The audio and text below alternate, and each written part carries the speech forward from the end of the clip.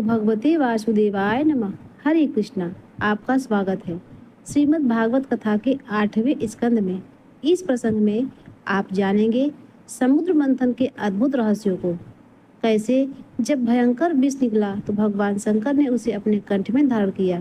कैसे देवताओं और असुरों के प्रयास से अमृत प्रकट हुआ और अंततः भगवान विष्णु ने मोहिनी रूप धारण कर सबको चकित कर दिया। तो आइए बड़े ही श्रद्धा से और प्रसन्न चित्त मन से भागवत कथा का रसपान करते हैं। प्रिय भक्तों, इधर पर्वत के ऊपर दूसरे पर्वत के समान बनकर भगवान कच्छप अपने सहस्त्र बाहुओं से उसे दबाकर स्थिर हो गए।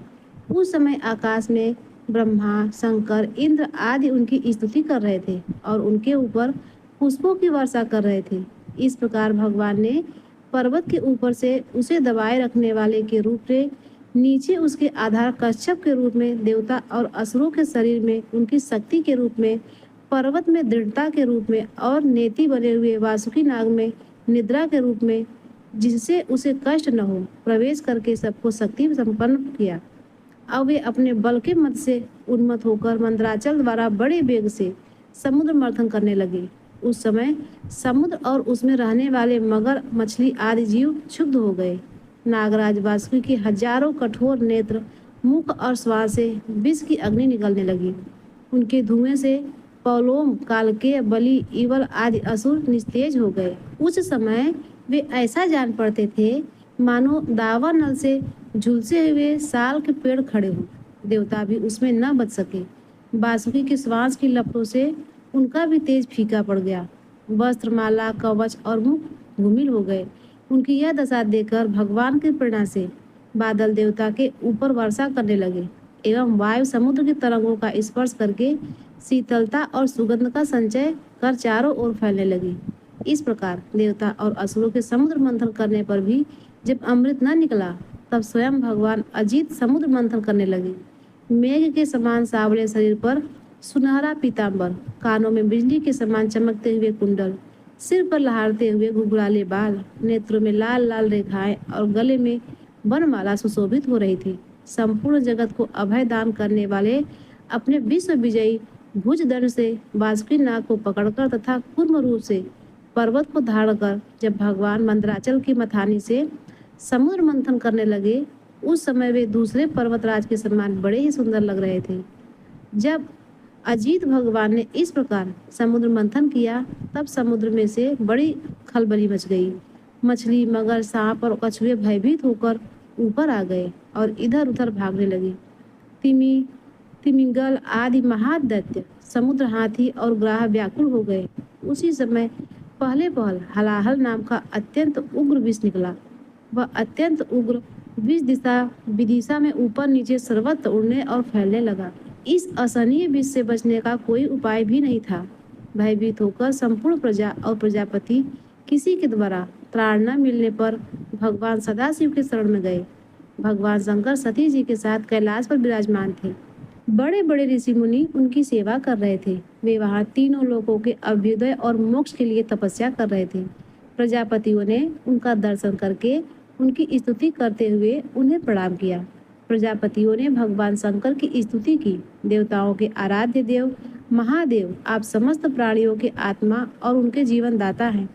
हम लोग आपकी शरण में आए हैं। त्रिलोक को भस्म करने वाले इस उग्र विष से हमारी रक्षा कीजिए। सारे जगत को बांधने और मुक्त करने में एकमात्र आप ही समर्थ हैं। इसीलिए विवेकी पुरुष आपकी ही आराधना करते हैं, क्योंकि आप शरणागत की पीड़ा नष्ट करने वाले एवं जगत गुरु हैं। प्रभु, अपनी गुणमयी शक्तियों द्वारा आप ही ब्रह्मा, विष्णु, रुद्र आदि नाम धारण कर लेते हैं। आप स्वयं प्रकाश हैं। इसका कारण यह है कि आप परम रहस्यमय ब्रह्म तत्व हैं। जितने भी देवता, मनुष्य, पशु, पक्षी आदि सत अथवा असत चराचर प्राणी हैं, उनको जीवन दान देने वाले आप ही हैं। आपके अतिरिक्त सृष्टि भी और कुछ नहीं है, क्योंकि आप आत्मा हैं। अनेक शक्तियों के द्वारा आप ही जगत रूप में भी प्रतीत हो रहे हैं, क्योंकि आप ईश्वर हैं, सर्वसमर्थ हैं। हे भगवान, आपका परम ज्योतिर्मय स्वरूप स्वयं ब्रह्मा है। उसमें न तो रजोगुण, तमोगुण एवं सतोगुण है और न किसी प्रकार का भेदभाव है। आपके उस स्वरूप को सारे लोकपाल, यहाँ तक कि ब्रह्मा, विष्णु और देवराज इंद्र भी नहीं जान सकते। आपने कामदेव दक्ष के यज्ञ त्रिपुरासुर और कालकूट विष, जिसको आप अभी अवश्य पी जाएंगे, और अनेक जीवद्रोही असुरों को नष्ट कर दिया जाए। परंतु यह कहने से आपकी कोई स्तुति नहीं होती, क्योंकि प्रलय के समय आपका बनाया हुआ यह विष आपके ही नेत्र से निकली हुई आग की चिंगारियां एवं लपटे से जलकर भस्म हो जाता है, और आप इस प्रकार ध्यान मग्न रहते हैं कि आपको इसका पता ही नहीं चलता। श्री सुखदेव जी कहते हैं, परीक्षित, प्रजा का यह संकट देखकर समस्त प्राणियों के आकरण बंधु देवादिदेव भगवान शंकर ने हृदय में कृपावश बड़ी व्यथा हुई। उन्होंने अपनी प्रिय सती से यह बात कही। शिव जी ने कहा, देवी, यह बड़े खेद की बात है। देखो तो सही, समुद्र मंथन से निकले हुए कालकूट विष के कारण प्रजा का कितना बड़ा दुख आ पड़ा है। ये बेचारे किसी प्रकार अपने प्राणों की रक्षा करना चाहते हैं। इस समय मेरा यह कर्तव्य है कि मैं इन्हें निर्भय कर दूं। जिनके पास शक्ति सामर्थ्य है, उनके जीवन की सफलता इसी में है कि वे दीन दुखियों की रक्षा करें। सज्जन पुरुष अपने क्षण भंगुर प्राणों की बलि देकर भी दूसरे प्राणियों को प्राण की रक्षा करते हैं। हे कल्याणी, अपने ही मोह की माया में फंसकर संसार के प्राणी मोहित हो रहे हैं और एक दूसरे से बैर की गांठ बांध बैठे हुए हैं। उनके ऊपर जो कृपा करता है, उस पर सर्वात्मक भगवान प्रसन्न होते हैं, और जब भगवान प्रसन्न हो जाते हैं तब चराचर जगत के साथ मैं भी प्रसन्न हो जाता हूँ। इसीलिए अभी अभी मैं इस विष का भक्षण करता हूँ, जिससे मेरी प्रजा का कल्याण हो। श्री सुखदेव जी कहते हैं, विश्व के जीवन दाता भगवान शंकर इस प्रकार सती देवी से प्रस्ताव करके उस विष को खाने के लिए तैयार हो गए। देवी तो उनका प्रभाव जानती ही थी। उन्होंने हृदय से इस बात का अनुमोदन किया। भगवान शंकर बड़े कृपालु हैं। उन्हीं की शक्ति से समस्त प्राणी जीवित रहते हैं। उन्होंने उस तीक्ष्ण हलाहल विष को अपने हथेली पर उठाया और भक्षण कर गए। यह विष जल का पाप मल था। उसने शंकर जी पर भी अपना प्रभाव प्रकट कर दिया। उससे उनका कंठ नीला पड़ गया, परंतु वह तो प्रजा का कल्याण करने वाले भगवान शंकर के लिए भूषण रूप हो गया। परोपकारी सज्जन प्रजा का दुख टालने के लिए स्वयं दुख झेला ही करते हैं, परंतु यह दुख नहीं है, यह तो सबके हृदय में विराजमान भगवान की परम आराधना है। देवादिदेव भगवान शंकर सबकी कामना पूर्ण करने वाले हैं। उनका यह कल्याणकारी अद्भुत कर्म सुनकर संपूर्ण प्रजा, दक्ष कन्या सती, ब्रह्मा जी और स्वयं विष्णु भगवान भी उनकी प्रशंसा करने लगे। जिस समय भगवान शंकर विषपान कर रहे थे, उस समय उनके हाथ से थोड़ा सा विष टपक पड़ा। उसे बिच्छू, सांप तथा अन्य विषैले जीवों ने एवं विषैली औषधियों ने ग्रहण कर लिया। प्रिय भक्तों, श्री सुखदेव जी कहते हैं, इस प्रकार जब भगवान शंकर ने विष पी लिया, तब देवता और असुरों को बड़ी प्रसन्नता हुई। वे फिर नए उत्साह से समुद्र मंथन करने लगे। तब समुद्र से कामधेनु प्रकट हुई। वह अग्निहोत्र की सामग्री उत्पन्न करने वाली थी। इसीलिए ब्रह्मलोक तक पहुंचाने वाले यज्ञ के लिए उपयोगी पवित्र घी, दूध आदि प्राप्त करने के लिए ब्रह्मवादिनी ऋषियों ने उसे ग्रहण कर लिया। उसके बाद उच्च श्रवा नाम का घोड़ा निकला। वह चंद्रमा के समान श्वेत वर्ण था। बलि ने उसे लेने की इच्छा प्रकट की। इंद्र ने उसे नहीं चाहा, क्योंकि भगवान ने उन्हें पहले से ही सिखा रखा था। तदंतर ऐरावत नाम का श्रेष्ठ हाथी निकला। उसके बड़े बड़े 4 दांत थे, जो उज्ज्वल वर्ण कैलाश की शोभा को भी मात कर रहे थे। तत्पश्चात कौस्तुभ नाम का पद्मराग मणि समुद्र से निकली। उस मणि को अपने हृदय पर धारण करने के लिए अजीत भगवान ने लेना चाहा। परीक्षित, इसके बाद स्वर्गलोक की शोभा बढ़ाने वाला कल्प वृक्ष निकला। वह याचकों की इच्छाएं उनकी इच्छित वस्तु देकर वैसे ही पूर्ण करता रहता है, जैसे पृथ्वी पर तुम सबकी इच्छाएं पूर्ण करते हो। इसके बाद अप्सराएं प्रकट हुई। वे सुंदर वस्त्रों से सुसज्जित एवं गले में स्वर्णहार पहनी हुई थी। वे अपनी मनोहर चाल और विशाल भरी चितवन से देवताओं को सुख पहुंचाने वाली हुई। इसके बाद शोभा की मूर्ति स्वयं भगवती देवी लक्ष्मी देवी प्रकट हुई। वे भगवान के नित्य शक्ति हैं। उनकी बिजली के समान चमकीली छटा से दिशाएं जगमगा उठी। उनके सौंदर्य, औहार्द, यौवन, रूप, रंग और महिमा से सबका चित्त खिंच गया। देवता, असुर, मनुष्य सभी ने चाहा कि यह हमें मिल जाए। स्वयं इंद्र अपने हाथों उनके बैठने के लिए बड़ा विचित्र आसन ले आए। श्रेष्ठ नदियों में मूर्तिमान होकर उनके अभिषेक के लिए सोने के घड़ों से भर भर कर पवित्र जल ला दिया गया। पृथ्वी ने अभिषेक के योग सब औषधियों दी। गौ ने पंचागम्य और वसंत ऋतु ने चैत्र वैशाख में होने वाले सब फूल फल उपस्थित कर दिए। इन सामग्रियों से ऋषियों ने विधि पूर्वक उनका अभिषेक संपन्न किया। गंधर्वों ने मंगलमय संगीत की ताने छेड़ दी। नर्तकियां ने नाच नाच कर गाने लगी। बादल सदैव होकर मृदंग, डमरू, ढोल, नगाड़े, बीड़ा बड़े जोर जोर से बजाने लगे। तब भगवती लक्ष्मी देवी हाथ में कमल लेकर सिंहासन पर विराजमान हो गई। दिग्गजों ने जल से भरे कलशों से उनको स्नान कराया। उस समय ब्रह्मगण वेद मंत्रों का पाठ कर रहे थे। समुद्र ने पीली रश्मि वस्त्र उनको पहनने के लिए दिए। वरुण ने ऐसी वैजयंती माला समर्पित की जिसकी मधुमय सुगंध से भौरे मतवाले हो रहे थे। प्रजापति विश्वकर्मा ने भांति भांति के गहने, सरस्वती को मोतियों का हार, ब्रह्मा जी ने कमल का और नागों से 2 कुंडल समर्पित किए। इसके बाद लक्ष्मी जी ब्राह्मणों के स्वास्तिवाचक पाठ कर सुनने पर अपने हाथों में कमल की माला लेकर उसे सर्वगुण संपन्न पुरुष के गले में डालने चली। माला के आसपास उसकी सुगंध से मतवाले हुए भौरे गुजर रहे थे।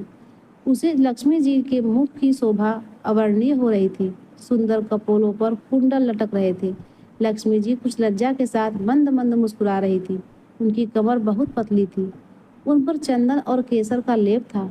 जब वे इधर उधर चलती थी तब उनके पाजेब से बड़ी मधुर झंकार निकलती थी। ऐसा जान पड़ता था मानो कोई सोने की लता इधर उधर घूम फिर रही हो। वे चाहती थी कि मुझे कोई निर्दोष और समस्त उत्तम गुणों से नित्य युक्त अविनाशी पुरुष मिले तो मैं उसे अपना आश्रय बनाऊं, वरण करूं। परंतु गंधर्व, यक्ष, असुर, सिद्ध, चारण, देवता आदि में कोई भी ऐसा पुरुष नहीं मिला। वे मन ही मन सोचने लगी कि कोई तपस्वी तो है परंतु उन्होंने क्रोध पर विजय नहीं प्राप्त की है। किन्हीं में ज्ञान तो है परंतु वे पूरे अनासक्त नहीं है। कोई कोई है तो बड़े महत्वशाली परंतु वे काम को नहीं जीत सकते हैं। किन्हीं में ऐश्वर्य भी बहुत है परंतु वो ऐश्वर्य ही किस काम का जब उन्हें दूसरों का आश्रय लेना पड़ता है। किन्हीं में धर्म आचरण तो है परंतु प्राणी के प्रति वे प्रेम का पूरा बर्ताव नहीं करते। त्याग तो है परंतु केवल त्याग ही तो मुक्ति का कारण नहीं है। किन्हीं किन्हीं में वीरता तो अवश्य है परंतु वे भी काल के पंजे से बाहर नहीं है। अवश्य कुछ महात्माओं में विषय शक्ति नहीं है परंतु वे तो निरंतर अद्वैत रहते हैं। किसी किसी ऋषि ने आयु तो बड़े लंबी प्राप्त कर ली है परंतु उनका शील मंगल भी मेरे योग्य नहीं है। किन्हीं में शील मंगल भी है परंतु उनकी आयु का कुछ ठिकाना नहीं है। अवश्य ही किसी में दोनों ही बातें हैं परंतु वो अमंगल वेश में रहते हैं।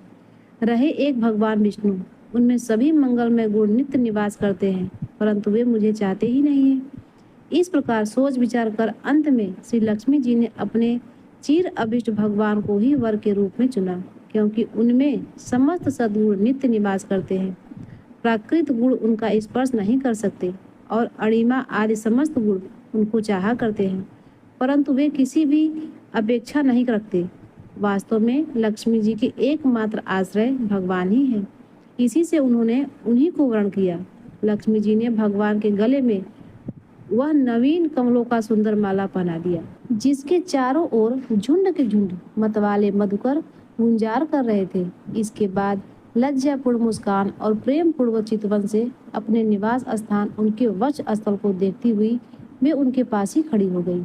जगत पिता भगवान ने जगत जननी समस्त संपत्तियों के अधिष्ठात्री लक्ष्मी जी को अपने वक्ष स्थल पर ही सर्वदा निवास करने का स्थान दिया। प्रिय भक्तों, लक्ष्मी जी ने वहां विराजमान होकर अपनी करुणा भरी चितवन से तीनों लोगों को, लोकपतियों और अपनी प्यारी प्रजा की अभिवृद्धि की। उस समय शंख, तुरही, मृदंग आदि बाजे बजाने लगे।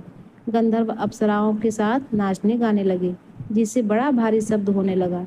ब्रह्मा, रुद्र, अंगिरा आदि सब प्रजापति पुष्प वर्षा करते हुए भगवान के गुण स्वरूप पर लीला आदि के यथार्थ वर्णन करने वाले मंत्रों से उनकी स्तुति करने लगे। देवता, प्रजापति और प्रजा सभी लक्ष्मी जी की कृपा दृष्टि से शील आदि उत्तम गुणों से संपन्न होकर बहुत सुखी हो गए। हे परीक्षित, इधर जब लक्ष्मी जी ने दैत्य और दानवों की उपेक्षा कर दी तब ये लोग निर्बल, उद्योग रहित, निर्लज्ज और लोभी हो गए। इसके बाद समुद्र मंथन करने पर कमल नयनी कन्या के रूप में वारुणी देवी प्रकट हुई। भगवान की अनुमति से दैत्यों ने उसे ले लिया। फिर महाराज देवता और असुरों ने अमृत की इच्छा से जब और भी समुद्र मंथन किया तब उनमें से एक अत्यंत अलौकिक पुरुष प्रकट हुआ। उनकी भुजाएं लंबी एवं मोटी थी। उसका गला शंख के समान उतार चढ़ाव वाला था और आंखों में लालिमा थी। शरीर का रंग बड़ा सुंदर सांवला था। गले में माला, अंग अंग सब प्रकार के आभूषणों से सुसज्जित, शरीर पर पीतांबर, कानों में चमकीले मणियों के कुंडल, चौड़ी छाती, तरु अवस्था, सिंह के समान पराक्रम, अनुपम सौंदर्य, घुंघराले बाल लहराते हुए उस पुरुष की छवि बड़ी अनोखी थी। उसके हाथों में कंगर और अमृत से भरा हुआ कलश था। वह साक्षात विष्णु भगवान के अंशांश का अवतार थे। वे ही आयुर्वेद के प्रवर्धक और यज्ञ भोक्ता धन्वंतरी के नाम से सुप्रसिद्ध हुए। जब दैत्यों की दृष्टि उन पर तथा उनके हाथ में अमृत से भरे हुए कलश पर पड़ी, तब उन्होंने शीघ्रता से बलात् उस अमृत के कलश को छीन लिया। वे तो पहले से ही इस ताक में थे कि किसी तरह समुद्र मंथन से निकली हुई सभी वस्तुएं हमें मिल जाए। जब असुर उस अमृत से भरे कलश को छीन ले गए, तब देवताओं को मन विषाद में भर गया। अब वे भगवान की शरण में आए। उनकी दीन दशा देखकर भक्तवासा कल्पतरु भगवान ने कहा, देवताओं, तुम लोग खेद मत करो। मैं अपनी माया से उनमें आपस में फूट डालकर अभी तुम्हारा काम बना देता हूँ। परीक्षित, अमृत लोलुप दैत्यों में उसके लिए आपस में झगड़ा खड़ा हो गया। सभी कहने लगे, पहले मैं पीऊंगा, पहले मैं, तुम नहीं, तुम नहीं। उनमें तो दुर्बल थे, वे उन बलवान दैत्यों का विरोध करने लगे जिन्होंने कलश छीनकर अपने हाथ में कर लिया था। वे ईर्ष्यावश धर्म की दुहाई देकर उनको रोकने और बार बार कहने लगे, भाई, देवताओं ने भी हमारे बराबर ही परिश्रम किया है, उनको भी यज्ञ भाग के समान इसका भाग मिलना ही चाहिए। यही सनातन धर्म है। इस प्रकार इधर दैत्यों ने तू मैं हो रही थी और उधर सभी उपाय जानने वाले के स्वामी चतुर शिरोमणि भगवान ने अत्यंत अद्भुत और अवर्णीय स्त्री का रूप धारण किया। शरीर का रंग नील कमल के समान श्याम एवं देखते ही योग्य था। अंग प्रत्यंग बड़े ही आकर्षक थे। दोनों कान बराबर और कर्ण फूल से सुशोभित थे। सुंदर कपोल, ऊंची नासिका और रमणीय मुख था। मुख से निकली हुई सुगंध के प्रेम से गुनगुनाते हुए भंवरे उस पर टूटे पड़ते थे, जिससे नेत्रों में कुछ घबराहट का भाव आ जाता था। अपने लंबे केश पासों में उन्होंने खिले हुए बेल के पुष्पों की माला गूंथ रखी थी। सुंदर गले में कंठ के आभूषण और सुंदर भुजाओं में बाजूबंद सुशोभित थे। उनके चरणों में नुपुर मधुर ध्वनि से झुनझुन कर रही थी और स्वच्छ साड़ी से ढके नितंब द्वीप पर शोभायमान करधनी अपनी अनोखी झटा छिटक रही थी। अपनी सज्जल मुस्कान, नाचती हुई तिरछी भौहें और विलास भरी चितवन से मोहिनी रूपधारी भगवान दैत्य सेनापतियों के चित्त को बार बार मोहित कर रहे थे। श्री सुखदेव जी कहते हैं, परीक्षित, असुर आपस में सद्भाव और प्रेम को छोड़कर एक दूसरे की निंदा कर रहे थे और डाकू की तरह एक दूसरे के हाथ से अमृत का कलश छीन रहे थे। इसी बीच में उन्होंने देखा कि बड़ी सुंदर स्त्री उनकी ओर चली आ रही है। वे सोचने लगे, कैसा अनुपम सौंदर्य है, शरीर में से कितने अद्भुत छटा छिटक रही है, तनिक इनकी उमंग तो देखो। बस अब ये आपस में ही लाग डांट भूलकर उसके पास दौड़ गए। उन लोगों ने काम मोहिनी होकर उससे पूछा, कमल नयनी, तुम कौन हो, कहाँ से आ रही हो, क्या करना चाहती हो? सुंदरी, तुम किसकी कन्या हो? तुम्हें देखकर हमारे मन में खलबली है। हम समझते हैं कि अब तक देवता, दैत्य, सिद्ध, गंधर्व, चारण और लोकपालों ने भी तुम्हें स्पर्श तक नहीं किया होगा, फिर मनुष्य तो तुम्हें कैसे छू पाते हैं? सुंदरी, अवश्य ही विधाता ने दया करके शरीरधारियों की संपूर्ण इंद्रियों एवं मन की तृप्त करने के लिए तुम्हें यहाँ भेजा है। मानिनी, वैसे हम लोग एक ही जात के हैं, फिर भी हम सब एक ही वस्तु चाह रहे हैं, इसीलिए हम में डाह और वैर की गांठ बन गई है। सुंदरी, तुम हमारा झगड़ा मिटा दो। हम सभी कश्यप की जी के पुत्र होने के नाते सगे भाई हैं। हम लोगों ने अमृत के लिए बड़ा पुरुषार्थ किया है। तुम न्याय के अनुसार निष्पक्ष भाव से इसे बांट दो, जिससे फिर हम लोगों में किसी प्रकार का झगड़ा न हो। असुर ने जब इस प्रकार प्रार्थना की, तब लीला से स्त्री वेश धारण करने वाले भगवान ने तनिक हंसकर और तिरछी चितवन से उनकी ओर देखते हुए कहा। श्री भगवान ने कहा, आप लोग महर्षि कश्यप के पुत्र हैं और मैं हूँ उल्टा। आप लोग मुझ पर न्याय का भार क्यों डाल रहे हैं? विवेकी पुरुष स्वेच्छाचारणी स्त्रियों का भी विश्वास नहीं करते। दैत्यों, कुत्तों और व्यभिचारिणी स्त्रियों की मित्रता अस्थायी नहीं होती। वे दोनों ही सदा नए नए शिकार ढूंढा करती हैं। श्री सुखदेव जी कहते हैं, परीक्षित, मोहिनी की परिहास भरी वाणी से दैत्यों के मन में और भी विश्वास हो गया। उन लोगों ने रहस्यपूर्ण भाव से हंसकर अमृत का कलश मोहिनी के हाथ में दे दिया। भगवान ने अमृत का कलश अपने हाथ में लेकर तनिक मुस्कुराए और मीठी वाणी से कहा, मैं उचित या अनुचित जो कुछ भी करूं, वह सब यदि तुम लोगों की स्वीकार हो तो मैं यह अमृत बांट सकती हूँ।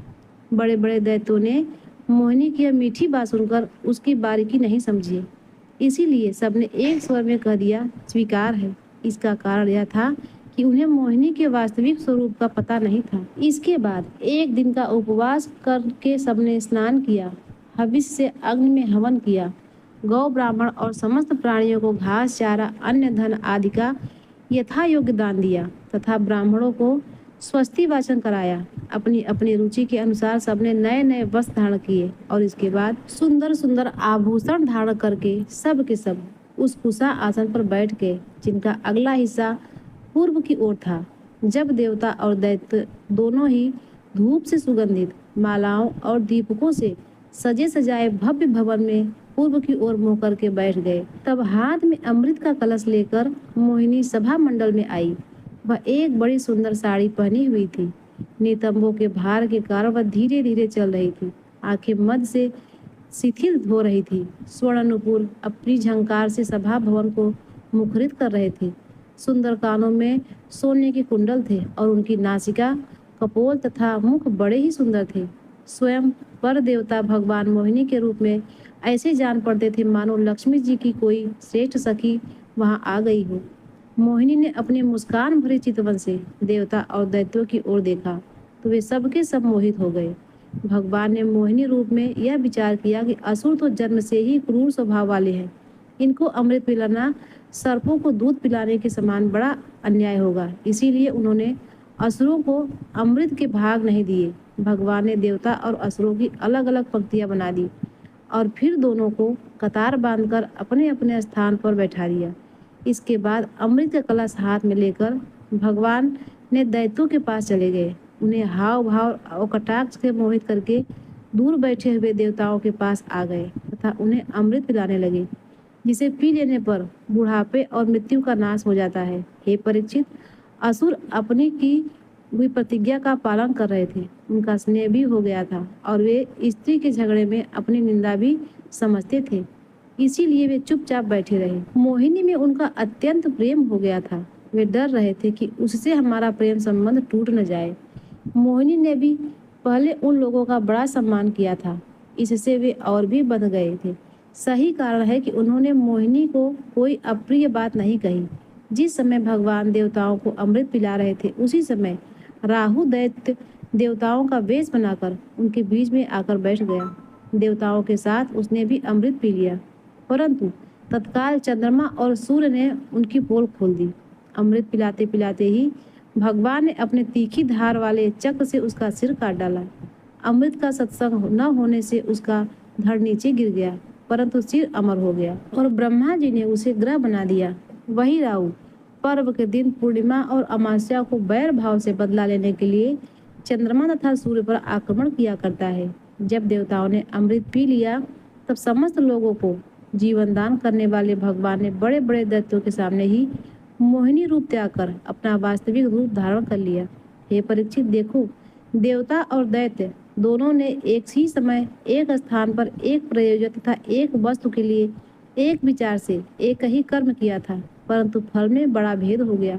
उनमें से देवताओं ने बड़ी सुगमता से अपने परिश्रम का फल अमृत प्राप्त कर लिया, क्योंकि उन्होंने भगवान के चरण कमलों की रज का आश्रय लिया था, परंतु उससे विमुख होने के कारण परिश्रम करने पर भी असुरगण अमृत से वंचित हो गए, परंतु अपने प्राण, धन, कर्म, मन और वाणी आदि शरीर एवं पुत्र आदि के लिए जो कुछ करता है वह व्यर्थ ही होता है, क्योंकि उसके मूल में भेद बुद्धि बनी रहती है। परंतु उन्हीं प्राण आदि वस्तुओं के द्वारा भगवान के लिए जो कुछ किया जाए वह सब भेदभाव से रहित होने के कारण अपने शरीर, पुत्र और समस्त संसार के लिए सफल हो जाता है। जैसे वृक्ष की जड़ में पानी देने से उसका तना, टहनियाँ और पत्ते सब के सब सिंच जाते हैं, वैसे ही भगवान के लिए कर्म करने से वे सबके लिए हो जाते हैं। हरे कृष्णा। कथा यहीं पर समाप्त होती है। आगे की कथा आपको अगले अध्याय में सुनने को मिलेगा। मिलते हैं अगले वीडियो में, तब तक के लिए नमस्कार।